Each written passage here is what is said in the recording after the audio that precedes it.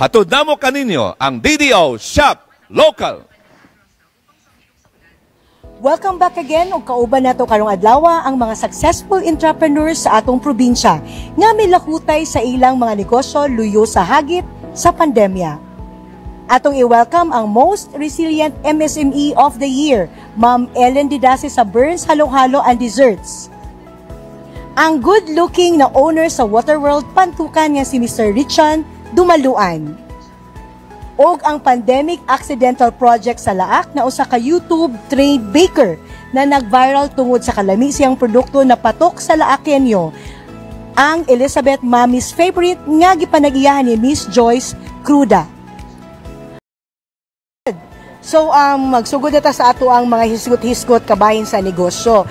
Unsa ba yung mga kalisdanan nga nasinati nato sa atong mga negosyo sa panahon sa pandemya? O giunsa nato ni kini pag-atubang. And how about kaning imuhang gitawag nga nag-viral kay sila ng problema pero ikaw nahimo naman noon nimo ning pandemic project. Unsa po'y nahitabo sa Laak, ma'am?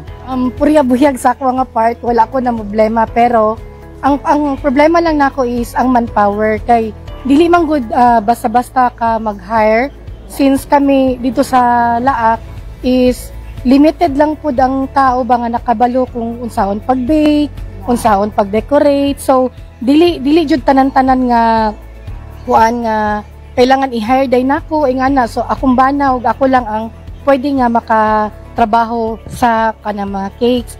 So, pinakadakong hagit sa mua kay ang delivery. First, ang delivery. Kay layo jud kaayo mi from Binasbas to Centro Laak. I-travel pa namo ang mga cakes. Ang mga tao nako is kailangan nila idalhon ang cake ba?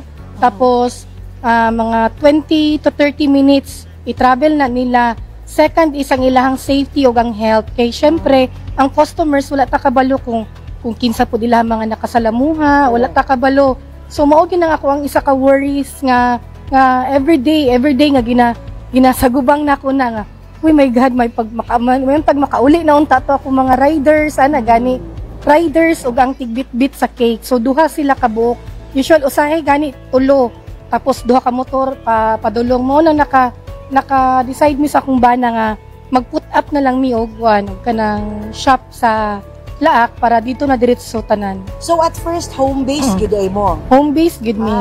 Because of pandemic, nahimo na noon mo stall. Oo, nabaliktad noon kay ang uban kay nag-close lagi daw tapos ingon akong mama na ngano mag-open man ka nga diri sa Davao is ang most na mga bakeries lagi daw kay nagkuan sila nag-close sila ba and then ako noon nag-open noon ko ito nga lahi man gud ang sitwasyon nako dinhi sa Laak ug dito sa mga nakita nila kay dira sa Laak wala man gud pay kanang cakes and pastries kung kailangan og mga o kanang celebration cakes ang mga tao sa Laak, kailangan gid nila nga moadto sa Tagum. Yes. Oo, kailangan nila dito mulugsong gyud. So nahimo kang provider. Murag ana. Yes. Murag ana. Okay. So very inspiring kaayo ang ato ang mga although sa kalisod nagyud tay mga strategies nga nadunggan gikan sa inyuhan na how about sa inyuhang Mommy's Favorite? Ang tanaw kasaka man ba kay murag kakataon kay sila. So anyways, shop local. Para sa ko kaning shop local, mas convenient para sa mga customers, especially katong mga dili gani gusto magsige gawas-gawas kay syempre we are in a pandemic tapos mahadlok ang uban nga basig magka-virus, matakdan sila sa COVID.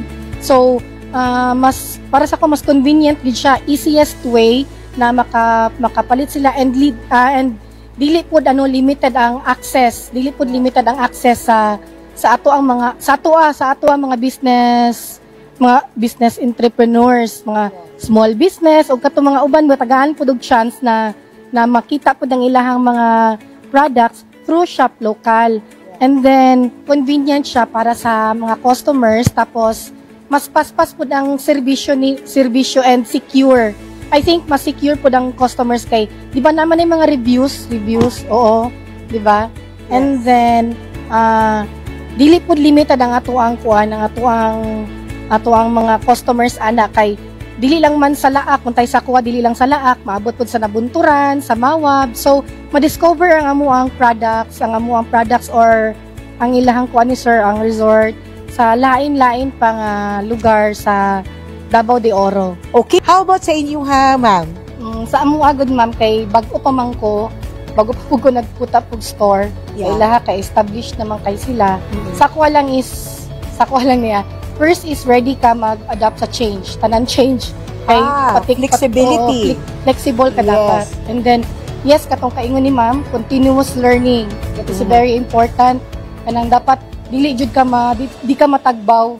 Continuous gid ang learning. And then, your willingness and your passion to serve sa mga customer nimo, kailangan dili gani ka nang dili nimo tanawon kinsa ang imuhang customer, Yeah. kung nagchinilas ba na siya o nagkuan ba na siya. Correct. Ma'am, sir, ana jud ang imuhang tawag sa iya ha. Walay prejudice. Wala kay pili-pili. Oo. And lastly, we will never go wrong with prayers. So mahura jud na akong greatest weapon, prayers. Very inspiring indeed. Og murag even ako mismo maaghat na siguro pod ko ani magnegosyo. Labi na mga gwapo manig mga gwapa ang mga negosyante nga naa dinhi karon. Magpasalamat lang ko sa mga taga-Laak sa walay puas na pagsuporta. Dili lang ko mag-invite sa uban na municipalities kay medyo Exclusive yun, exclusive ka sa Laak. Oo, pero basin kaluyan dai sa Ginoo. Yes. Ohon. Oo. Sama ko ni Ma'am Burns, di ba, na nag-expand. So, probably you will have your own base camp sa Laak and then probably mag-expand na ka even up to Luzon. O, di ba? Pohon. Pohon. Okay. Oo. Never stop. Pasalamat lang ko sa mga taga-Laak kay wala gyud puas ang ilahang pagsuporta sa kuha sa pagpalit sa amuang produkto gikan sa sugod maskin pa man og usahay nga naay mga aberya, like for example na magkasami-sami usahay ang cake. Syempre layo kayo among gigikanan unya hawoy ba. Yes. Kapoy na kayo ang mga riders. Correct. Rain or shine, i-deliver man gyud na namo ba. And then mao lang na wala ko'y masulti sa ilaha kay grabe gid ang ilahang gipakita nga suporta. Wala ko diri karon kung dili tungod sa ilaha.